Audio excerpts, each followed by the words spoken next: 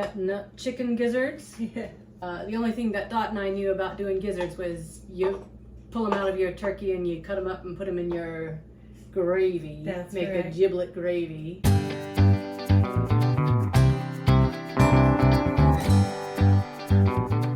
I've actually ever had a gizzard other than in a gravy. How about you? I don't think I have. Yeah, so we had no idea what to do with these things when we first got them. They look like a heart, but chicken hearts are much smaller. The gizzard is filled with all kinds of sand and gravel, as well as the feed that they are grinding up to consume to make it digestible for them. So we thought we would try and see if we could harvest these gizzards and do something with them, and I'm kind of excited to find out. So, my understanding is you want to start with really, really sharp knives. We tried doing it with dull knives. How fun was that? That was a challenge. So much easier when you have a sharp knife. So I look for the side of the gizzard that has these little angel wings on it. The side that kind of is more plump, right? And then you make a shallow cut, because if you make a deep cut, you cut into the gizzard, which number one only dulls your knife much faster, and number two, You lose your meat. well, not so much the meat, but it makes a big mess because of the sack that's in there. So if you make a shallow cut, you can peel it apart. Now, oh, see, I went too deep, and so I've got, you can see maybe all of the sort of, it looks like a big ball of dirt in there. A lot of sand in that one. Yeah, sure. Dot and I were saying it looks like, you know, your kid's beach bag after you come home from the ocean, go swimming in the ocean. But it's not a big deal. Some people will just cut all the way through and then sharpen their knives.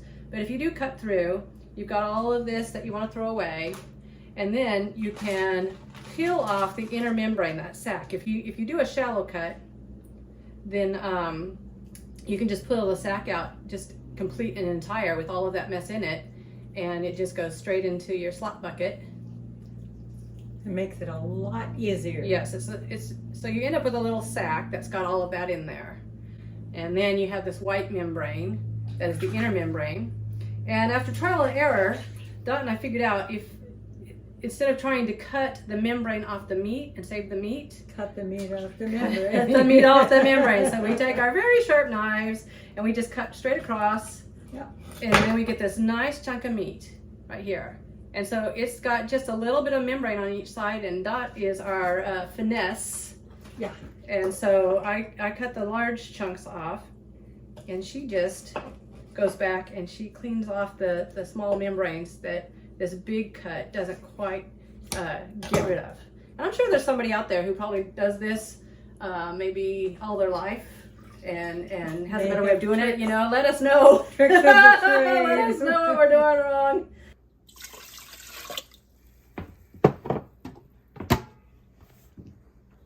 All right, so we have the gizzards. They're all cut and cleaned, They're cut and clean, marinated. and we're going to, when I say we, I mean, we're going to, Guess how many birds this is?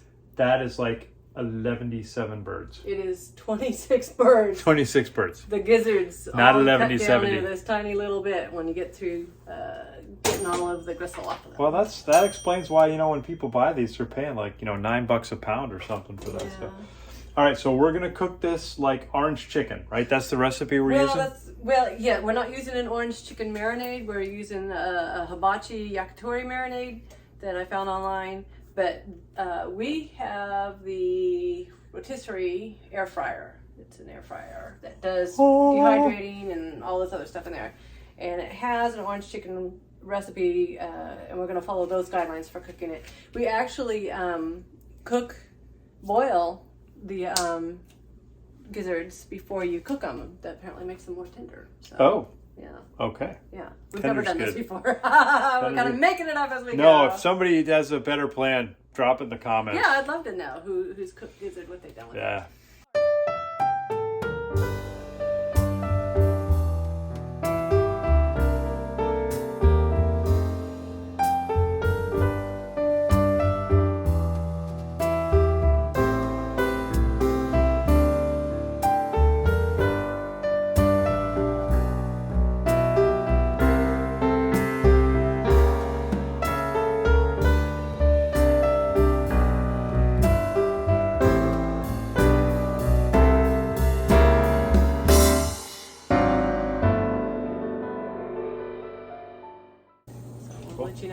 taste after lunch.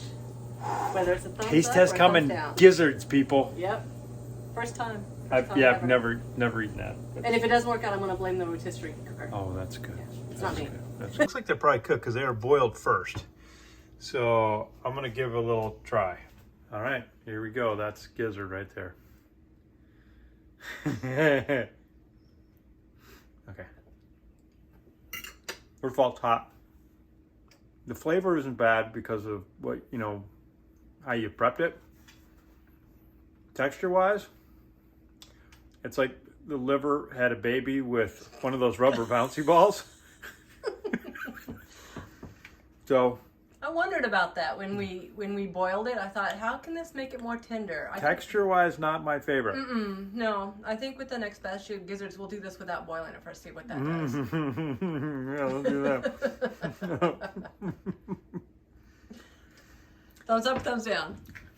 For this? Yeah. You said there were leftovers for lunch? Yes. So everybody should try it though. Yes. Since everybody should have to, you know, embrace that. That's right. It's a shared family experience. I'm Dad.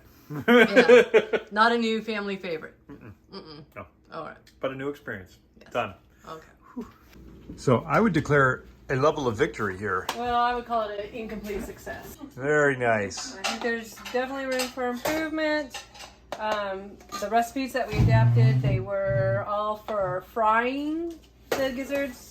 So that was the reason they boiled them first, then they breaded them, and then they fried them, which makes sense because if you just fried them, you wouldn't have cooked the interior Yeah. unless it was super overdone. Right. So we did boil them because the recipes all say that if you boil them, they're more tender. I don't know that I agree with that, but we'll find out.